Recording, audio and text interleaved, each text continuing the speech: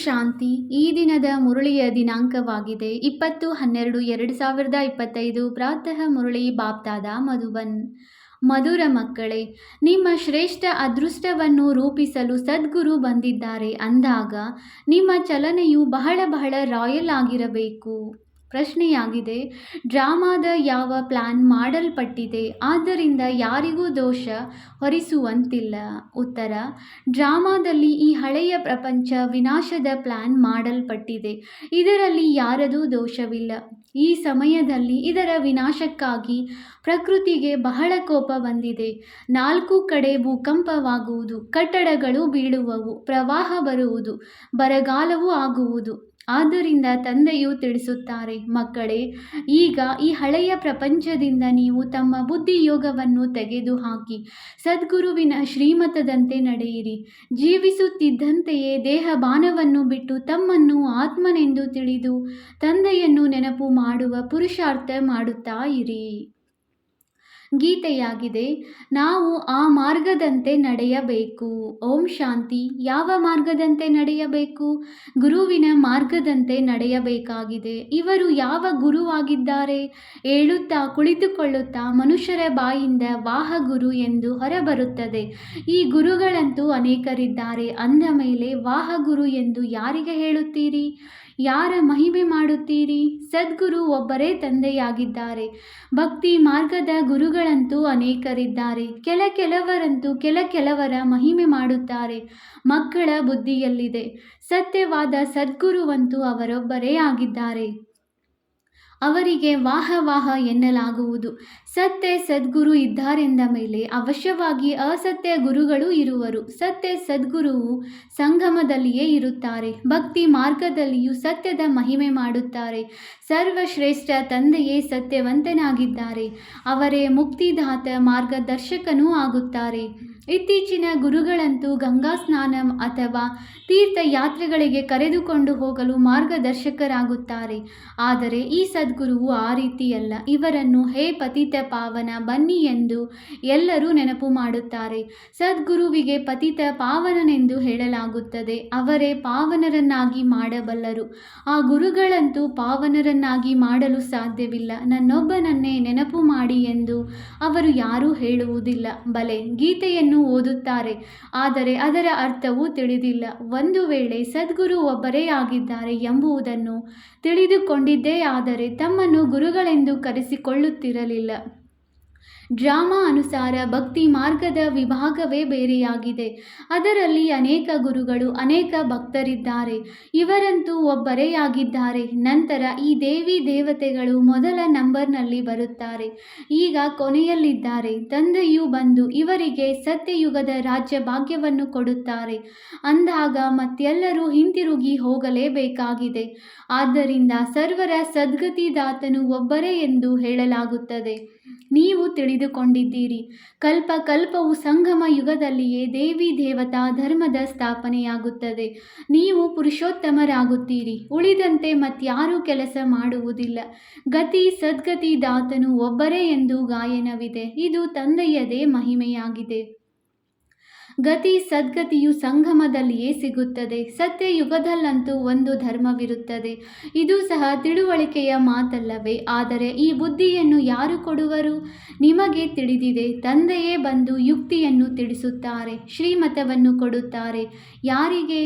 ಆತ್ಮರಿಗೆ. ಅವರು ತಂದೆಯೂ ಆಗಿದ್ದಾರೆ, ಶಿಕ್ಷಕ ಸದ್ಗುರುವೂ ಆಗಿದ್ದಾರೆ. ಜ್ಞಾನವನ್ನು ಕಲಿಸುತ್ತಾರಲ್ಲವೇ? ಉಳಿದೆಲ್ಲ ಗುರುಗಳು ಭಕ್ತಿಯನ್ನೇ ಕಲಿಸುತ್ತಾರೆ. ತಂದೆಯ ಜ್ಞಾನದಿಂದ ನಿಮ್ಮ ಸದ್ಗತಿಯಾಗುತ್ತದೆ. ನಂತರ ಈ ಹಳೆಯ ಪ್ರಪಂಚದಿಂದ ಹೊರಟು ಹೋಗುತ್ತೀರಿ. ನಿಮ್ಮದು ಈ ಹಳೆಯ ಪ್ರಪಂಚದಿಂದ ಬೇಹದ್ದಿನ ಸನ್ಯಾಸವೂ ಇದೆ. ತಂದೆಯು ತಿಳಿಸಿದ್ದಾರೆ, ಈಗ ನಿಮ್ಮ 84 ಜನ್ಮಗಳು ಪೂರ್ಣವಾಯಿತು. ಈಗ ಈ ಹಳೆಯ ಪ್ರಪಂಚವು ಸಮಾಪ್ತಿಯಾಗಲಿದೆ. ಹೇಗೆ? ಯಾರಾದರೂ ಬಹಳ ರೋಗಿಯಾದರೆ ಇವರಂತೂ ಇನ್ನೂ ಹೊರಟು ಹೋಗುವರು.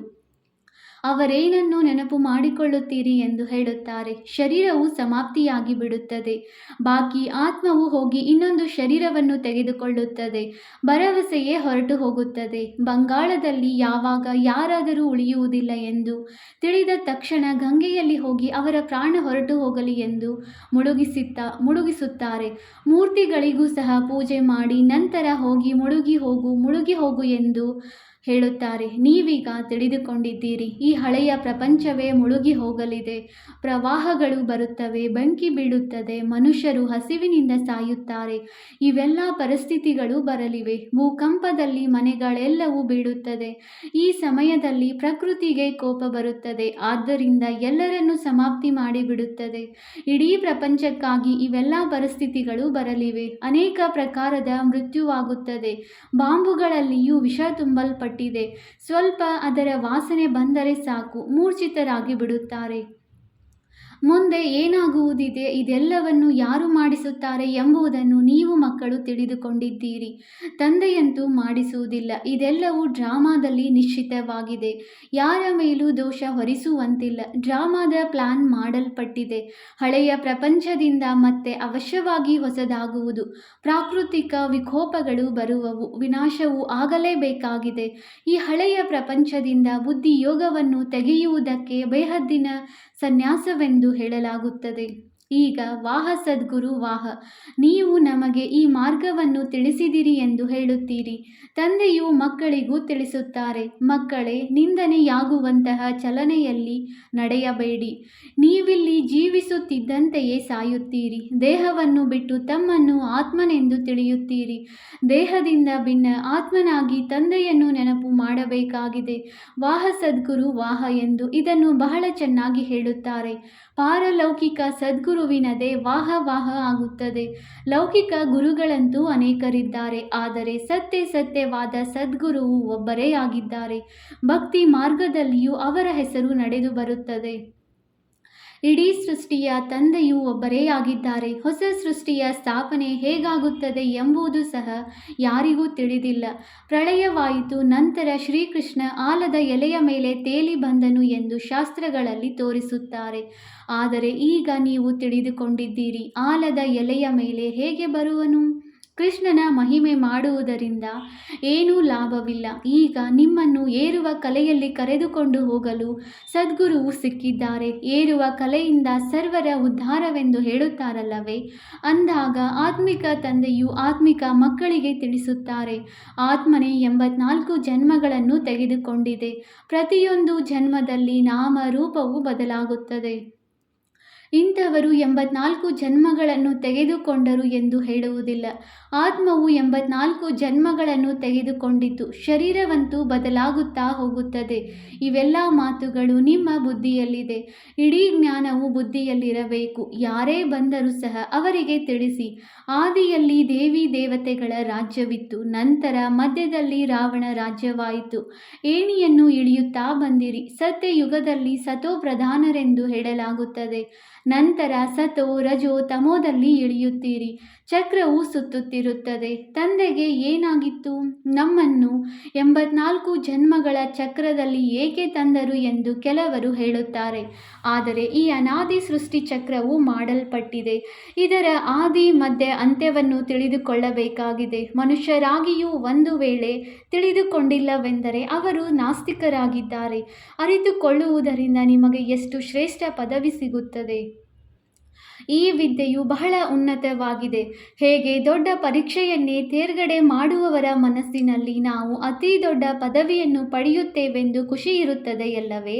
ಹಾಗೆಯೇ ನಿಮಗೆ ಗೊತ್ತಿದೆ, ಈ ಲಕ್ಷ್ಮೀನಾರಾಯಣರು ತಮ್ಮ ಪೂರ್ವ ಜನ್ಮದಲ್ಲಿ ಕಲಿತು ನಂತರ ಮನುಷ್ಯರಿಂದ ದೇವತೆಗಳಾದರು. ಈ ವಿದ್ಯೆಯಿಂದ ರಾಜಧಾನಿಯು ಸ್ಥಾಪನೆಯಾಗುತ್ತಿದೆ. ವಿದ್ಯೆಯಿಂದ ಎಷ್ಟು ಶ್ರೇಷ್ಠ ಪದವಿ ಸಿಗುತ್ತದೆ, ಆಶ್ಚರ್ಯವಲ್ಲವೇ? ಇಷ್ಟು ದೊಡ್ಡ ದೊಡ್ಡ ಮಂದಿರಗಳನ್ನು ಯಾರು ಕಟ್ಟಿಸುತ್ತಾರೆ? ಅಥವಾ ಯಾರು ದೊಡ್ಡ ದೊಡ್ಡ ವಿದ್ವಾಂಸರಿದ್ದಾರೆ ಅವರನ್ನು ಕೇಳಿರಿ, ಸತ್ಯಯುಗದಲ್ಲಿ ಇವರು ಹೇಗೆ ಜನ್ಮ ತೆಗೆದುಕೊಂಡರು ಎಂದು. ಅದಕ್ಕೆ ಅವರು ತಿಳಿಸಲು ಸಾಧ್ಯವಿಲ್ಲ. ನಿಮಗೆ ತಿಳಿದಿದೆ, ಇದು ಭಗವದ್ಗೀತೆಯಲ್ಲಿ ತಿಳಿಸಿರುವ ರಾಜಯೋಗವಾಗಿದೆ. ಗೀತೆಯನ್ನು ಓದುತ್ತಾ ಬಂದಿದ್ದಾರೆ, ಅದರಿಂದ ಲಾಭವೇನೂ ಇಲ್ಲ. ಈಗ ನಿಮಗೆ ತಂದೆಯೇ ಕುಳಿತು ತಿಳಿಸುತ್ತಾರೆ, ಬಾಬಾ, ನಾವು 5000 ವರ್ಷಗಳ ಮೊದಲು ಸಹ ತಮ್ಮೊಂದಿಗೆ ಮಿಲನ ಮಾಡಿದ್ದೆವು ಎಂದು ನೀವು ಹೇಳುತ್ತೀರಿ. ಏಕೆ ಮಿಲನ ಮಾಡಿದ್ದೀರಿ? ಸ್ವರ್ಗದ ಆಸ್ತಿಯನ್ನು ಪಡೆಯಲು, ಲಕ್ಷ್ಮೀನಾರಾಯಣರಾಗಲು. ಯಾರೇ ಚಿಕ್ಕವರು, ದೊಡ್ಡವರು, ವೃದ್ಧರು ಮೊದಲಾದವರು ಬರುತ್ತಾರೆಂದರೆ ಈ ಮಾತನ್ನು ಅವಶ್ಯವಾಗಿ ಕಲಿತುಕೊಂಡು ಬರುತ್ತಾರೆ. ಏಕೆಂದರೆ ಗುರಿ ಧ್ಯೇಯವೇ ಇದಾಗಿದೆ. ಸತ್ಯನಾರಾಯಣನ ಸತ್ಯ ಕಥೆಯಲ್ಲವೇ? ಇದು ಸಹ ನಿಮಗೆ ತಿಳಿದಿದೆ. ಈಗ ರಾಜಧಾನಿಯು ಸ್ಥಾಪನೆಯಾಗುತ್ತಿದೆ. ಯಾರು ಇದನ್ನು ಚೆನ್ನಾಗಿ ಅರಿತುಕೊಳ್ಳುವರೋ ಅವರಿಗೆ ಆಂತರಿಕ ಖುಷಿ ಇರುತ್ತದೆ. ರಾಜ್ಯ ಭಾಗ್ಯವನ್ನು ಪಡೆಯುವ ಧೈರ್ಯವಿದೆ ಎಂದು ತಂದೆಯು ಕೇಳುತ್ತಾರೆ.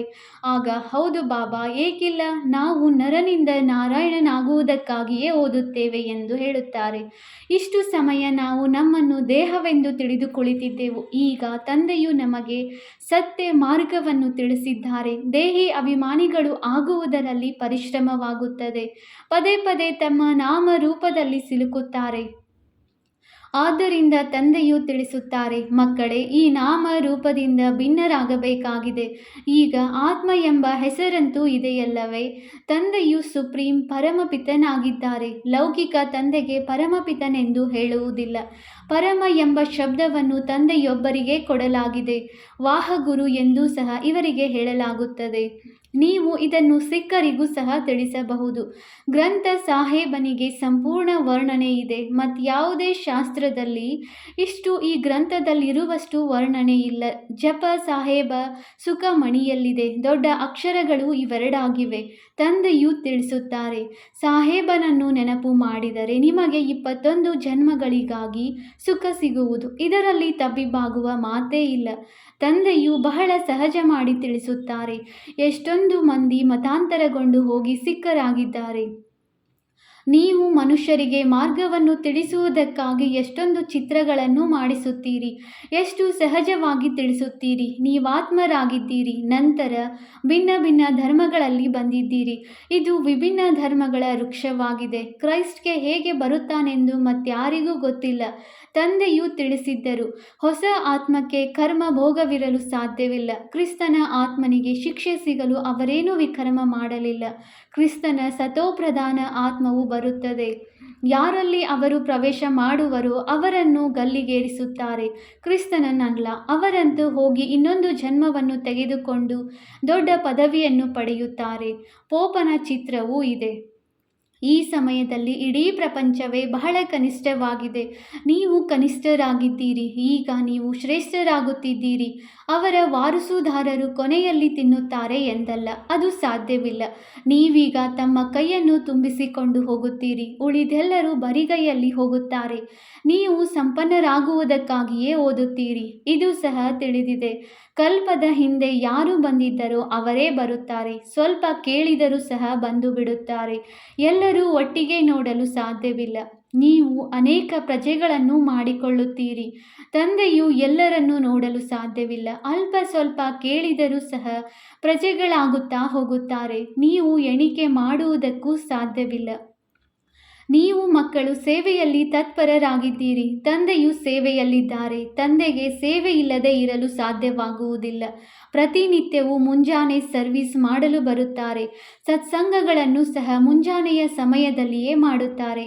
ಆ ಸಮಯದಲ್ಲಿ ಎಲ್ಲರಿಗೂ ಬಿಡುವಿರುತ್ತದೆ. ತಂದೆಯು ತಿಳಿಸುತ್ತಾರೆ, ನೀವು ಮಕ್ಕಳು ಮನೆಯಿಂದ ಬಹಳ ಮುಂಜಾನೆಯಲ್ಲಿಯೂ ಬರಬಾರದು ಮತ್ತು ರಾತ್ರಿಯಲ್ಲಿಯೂ ಬರಬಾರದು. ಏಕೆಂದರೆ ದಿನ ಪ್ರತಿದಿನ ಪ್ರಪಂಚವು ಕೆಡುತ್ತಾ ಹೋಗುತ್ತಿದೆ. ಆದ್ದರಿಂದ ಗಲ್ಲಿ ಗಲ್ಲಿಗಳಲ್ಲಿ ಸೇವಾ ಕೇಂದ್ರಗಳು ಇಷ್ಟು ಸಮೀಪವಿರಬೇಕು. ಮನೆಯಿಂದ ಹೊರಟು ಸೇವಾ ಕೇಂದ್ರಕ್ಕೆ ಬರುವುದು ಬಹಳ ಸಹಜವಾಗಬೇಕು. ನಿಮ್ಮದು ವೃದ್ಧಿಯಾಗುವುದು. ಆಗ ರಾಜಧಾನಿಯು ಸ್ಥಾಪನೆಯಾಗುತ್ತದೆ. ತಂದೆಯಂತೂ ಬಹಳ ಸಹಜವಾಗಿ ತಿಳಿಸುತ್ತಾರೆ, ಈ ರಾಜಯೋಗದ ಮೂಲಕ ಸ್ಥಾಪನೆ ಮಾಡುತ್ತಿದ್ದಾರೆ. ಬಾಕಿ ಇಡೀ ಹಳೆಯ ಪ್ರಪಂಚವೇ ಇರುವುದಿಲ್ಲ. ಪ್ರಜೆಗಳಂತೂ ಬಹಳಷ್ಟು ಮಂದಿಯಾಗುತ್ತಾರೆ. ಮಾಲೆಯೂ ತಯಾರಾಗುತ್ತದೆ. ಮುಖ್ಯವಾಗಿ ಯಾರು ಅನೇಕರ ಸೇವೆ ಮಾಡಿ ತಮ್ಮ ಸಮಾನ ಮಾಡಿಕೊಳ್ಳುವರೋ ಅವರೇ ಮಾಲೆಯ ಮಣಿಯಾಗುತ್ತಾರೆ. ಮನುಷ್ಯರು ಮಾಲೆಯನ್ನು ಜಪಿಸುತ್ತಾರೆ, ಆದರೆ ಅರ್ಥವನ್ನು ತಿಳಿದುಕೊಂಡಿಲ್ಲ. ಬಹಳ ಮಂದಿ ಗುರುಗಳು ಮಾಲೆಯನ್ನು ಜಪಿಸಲು ಹೇಳುತ್ತಾರೆ, ಏಕೆಂದರೆ ಬುದ್ಧಿಯು ಇದರಲ್ಲಿಯೇ ತೊಡಗಿರಲಿ ಎಂದು. ಕಾಮ ಮಹಾಶತ್ರುವಾಗಿದೆ. ದಿನ ಪ್ರತಿದಿನ ಬಹಳ ಕಠಿಣವಾಗುತ್ತಾ ಹೋಗುತ್ತದೆ. ತಮೋ ಪ್ರಧಾನರಾಗುತ್ತಾ ಹೋಗುತ್ತಾರೆ. ಇದು ಬಹಳ ಕೊಳಕು ಪ್ರಪಂಚವಾಗಿದೆ. ತಂದೆಗೆ ಬಹಳ ಮಂದಿ ಹೇಳುತ್ತಾರೆ, ಬಾಬಾ, ನಮಗಂತೂ ಬಹಳ ಬೇಸರವಾಗಿದೆ. ಬೇಗನೆ ಸತ್ಯಯುಗದಲ್ಲಿ ಕರೆದುಕೊಂಡು ಹೋಗಿ. ತಂದೆಯು ತಿಳಿಸುತ್ತಾರೆ, ಮಕ್ಕಳೇ, ತಾಳ್ಮೆ ವಹಿಸಿ. ಸ್ಥಾಪನೆಯಾಗಲೇಬೇಕಾಗಿದೆ. ಇದು ನಿಮಗಾಗಿ ಖಾತರಿಯಾಗಿದೆ. ಇದೇ ನಿಮ್ಮನ್ನು ಕರೆದುಕೊಂಡು ಹೋಗುವುದು. ಮಕ್ಕಳಿಗೆ ಇದನ್ನು ಸಹ ತಿಳಿಸಿದ್ದೇನೆ. ನೀವಾತ್ಮಗಳು ಪರಮಧಾಮದಿಂದ ಬಂದಿದ್ದೀರಿ. ಈಗ ಮತ್ತೆ ಅಲ್ಲಿಗೆ ಹೋಗಬೇಕಾಗಿದೆ. ನಂತರ ಪಾತ್ರವನ್ನು ಅಭಿನಯಿಸಲು ಬರುತ್ತೀರಿ. ಅಂದ ಮೇಲೆ ಪರಮಧಾಮವನ್ನು ನೆನಪು ಮಾಡಬೇಕಾಗಿದೆ. ತಂದೆಯು ತಿಳಿಸುತ್ತಾರೆ, ನನ್ನೊಬ್ಬನನ್ನೇ ನೆನಪು ಮಾಡಿದರೆ ವಿಕರ್ಮಗಳು ವಿನಾಶವಾಗುತ್ತವೆ. ಇದೇ ಸಂದೇಶವನ್ನು ಎಲ್ಲರಿಗೆ ಕೊಡಿ. ಮತ್ಯಾವ ಸಂದೇಶ ವಾಹಕ ಮೊದಲಾದವರಿಲ್ಲ. ಅವರಂತೂ ಮುಕ್ತಿಧಾಮದಿಂದ ಕೆಳಗೆ ಕರೆದುಕೊಂಡು ಬರುತ್ತಾರೆ. ಮತ್ತೆ ಅವರು ಏಣಿಯನ್ನು ಕೆಳಗೆ ಇಳಿಯಲೇಬೇಕಾಗಿದೆ. ಯಾವಾಗ ಪೂರ್ಣ ತಮೋ ಪ್ರಧಾನರಾಗಿ ಬಿಡುವರೋ ಮತ್ತೆ ತಂದೆಯು ಬಂದು ಎಲ್ಲರನ್ನೂ ಸತೋ ಪ್ರಧಾನರನ್ನಾಗಿ ಮಾಡುತ್ತಾರೆ. ನಿಮ್ಮ ಕಾರಣದಿಂದ ಎಲ್ಲರೂ ಹಿಂತಿರುಗಿ ಹೋಗಬೇಕಾಗಿದೆ. ಏಕೆಂದರೆ ನಿಮಗೆ ಹೊಸ ಪ್ರಪಂಚ ಬೇಕಲ್ಲವೇ? ಇದು ಸಹ ಡ್ರಾಮಾದಲ್ಲಿ ಮಾಡಲ್ಪಟ್ಟಿದೆ. ನೀವು ಮಕ್ಕಳಿಗೆ ಬಹಳ ನಶೆ ಇರಬೇಕು.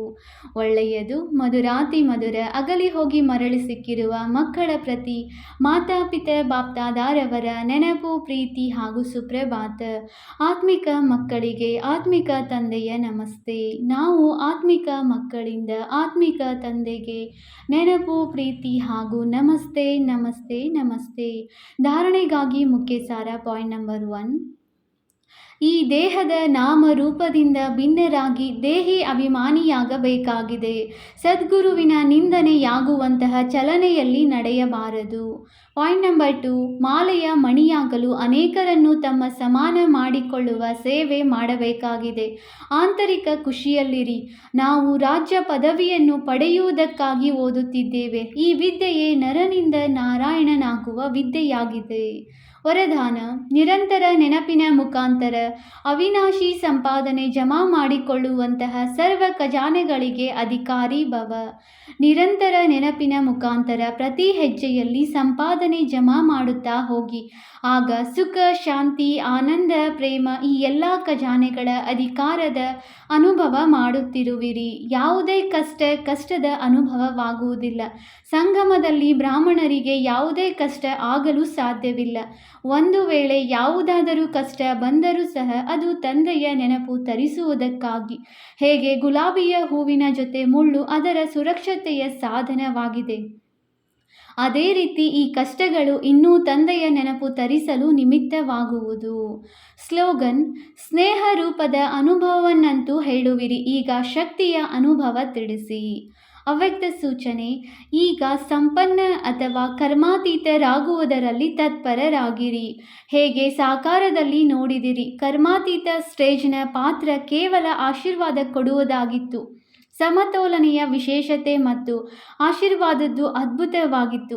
ಈ ರೀತಿ ಫಾಲೋ ಫಾದರ್ ಮಾಡಿರಿ. ಸಹಜ ಮತ್ತು ಶಕ್ತಿಶಾಲಿಯ ಸೇವೆ ಇದೇ ಆಗಿದೆ. ಈಗ ವಿಶೇಷ ಆತ್ಮಗಳ ಪಾತ್ರವೇ ಆಗಿದೆ ಆಶೀರ್ವಾದ ಕೊಡುವುದು. ಬಲೆ ನಯನಗಳಿಂದ ಕೊಡಿ ಅಥವಾ ಮಸ್ತಕ ಮಣಿಯ ಮೂಲಕ ಕೊಡಿ. ಓಂ ಶಾಂತಿ.